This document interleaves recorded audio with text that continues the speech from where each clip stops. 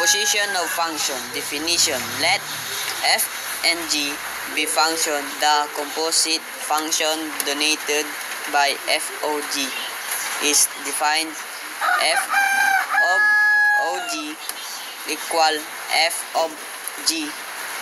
The process of obtaining a composite function is called function composition. So, ang given natin ay f of x equals 4x minus 5 at g of x equal x squared plus 4. Find f of g of x and g of f of x. Sagutan muna natin tong f of g of x. F of g of x magiging f of g of x. Then, copy lang natin tong f of x natin. So, ang f of x equals 4x minus 5. F of g of x equals f of g of x. Then, copy natin yung unang number ng f of x natin. So, ito ay 4 of g of x minus 5. Then, copy lang natin yung g of x natin. So, 4 of x squared plus 4 minus 5. Multiply the 4 times x squared is equal to 4x squared. Then, multiply the 4 times 4 is equal to 16. Then, minus 5. 4x squared plus 16 minus 5.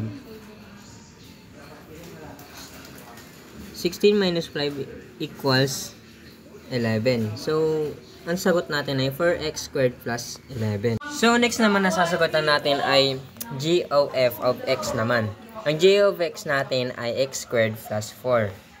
G of f of x equals g of f of x equals parenthesis of f of x plus 4.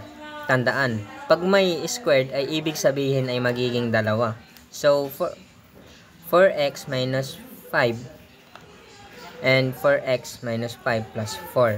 Multiply to 4 times 4 is equals to 16. So, 16x squared minus 40x plus 25 plus 4 equals 16x squared minus 40x plus 29.